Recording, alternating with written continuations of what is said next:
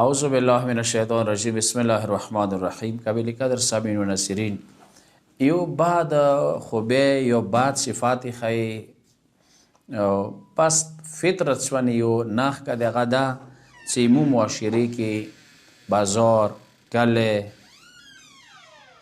خونه زیاړو یو ماحولونه جوړ شوی دی. زیاړې ډېرې زیاتې دي، خبرې سره زیاړه کوي، پلور یې زوی ته کوي. ځینې وخت کې ډېره باده خبره ده چې زوی پلور ته زیاړه کوي، یو زوی مور ته زیاړه کوي.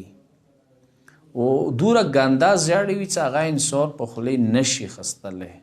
ځینې بد الفاظ هغوی خولو کې رسي، ګنده ټکي استعمالوي.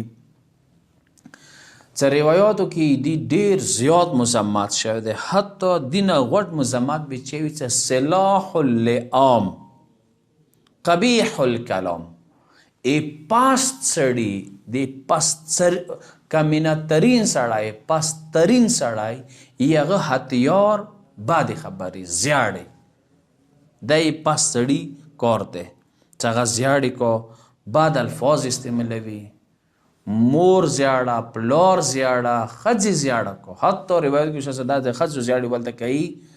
دغه په باره کې څه باقاعده دوی نطفو کې شیطان شرکت کړی دی چې دا داسې زیاړې کوي. زیاړې لیکي، زیاړې ستوي، زیاړې ټلیفون باندې کوي، زیاړې مخامخ یو بل ته کوي.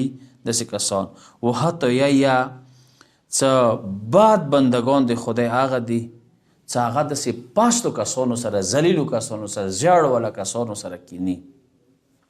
حتی شپږم امام یو ملګری دی، دوست دی، هغه چې دا شاته زیاړې وکړي، او شپږم امام آخره عمره پورې هغه سره خپله دوستي کاټ کړله، تعلق یې ورسره کاټ کو. و حتی داسې اشته چوک چې زیاړې کې سره سلام هم ورته کوي، وریا ونه څوی داسې کسانو نه. و جهنم والا کسان هم تنگ دي داسې جهنمیانو نه چې هغه زیاړو حالت کې دنیا نه لاړ، وی هغوی خولو نه دوره بعد نجاسات خولې نه راوځي چې جهنمیان دوی هغه خولې نه چې کوم نجاسات هغه نه تنګ شوي دي، پر یادو نه کوي. ډېر ښکلی حسین روایت دی چې پیغمبر محفل دی، یو صحابي دی، هغه ته چې زیاړې وکړي، هغه صحابي غواړي چې هغه ته ریپلای د زیاړو ویر کړي، یعنی هغه غواړي ځواب کې زیاړې ورته وکړي، یعنی غواړي چې زیاړو بدلې کې زیاړې ورته وکړي. پیغمبر پاسېدو، هغه ته دکا چې ایتو طرف نه ملایکه ځواب ورکوي، ته ما ورکوه، خو که بیا تی ورکوي ملایکې په ځای بیا شیطان تا ته رسي. خو چې کوم محفل ته شیطان راشي هلته زه رسول الله بیا نشته یم، یعنی که تو زیاړو بدلې کې زیاړې ورته وکړي بیا زه د نه پسې کوم، زه د سره نشته یم.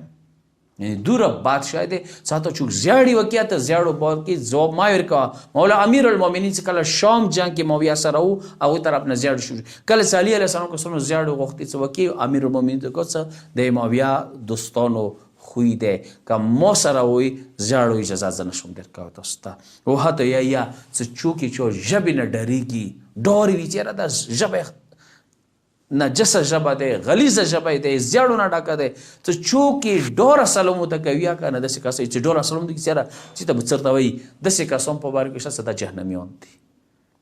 پروردګار نه دعا دی چې دغه بد صفات د زیاړو ته خدای مونږ ورکړي. خصوصا ځنه خونې جهنم دي، خصوصا روژامو ټایم زیاړې کوي، ښځې ته زیاړه کوي، ښځه شوهر ته کوي، زامنو ته یو بل ته، دا بیا د خونې ته ملایکې نه رسي. زیاړو سي فوراً بعد بیک سپورټ چې کوم کوي هغه شیطانون کوي. خونه بیا روغه خونه نه دی، هغه ادوات نه ډکه دی، هغه بېګوړیو نه ډکه دی. خبرې سره زیاړه، حسینې خبرې، درندې خبرې، خوږې خبرې، دا په کور دی موږ تاسې کوو. نه څه مثلا داسې خبرې چې هغه نه نفرت، عداوت و انسان پاس دی ورسره. که دا نکته بس آخري نکته دی چې سلاح اللئام د پسترین سړي هتیار هغه د زیاړې کوي. کوم سړي چې زیاړې کوي هغه خپل ویلیو، خپل سټیټس، خپل حیثیت وغورځولو، زیاړ والا بې دا حالت کې وي. واخر دعوانا الحمدلله رب العالمین.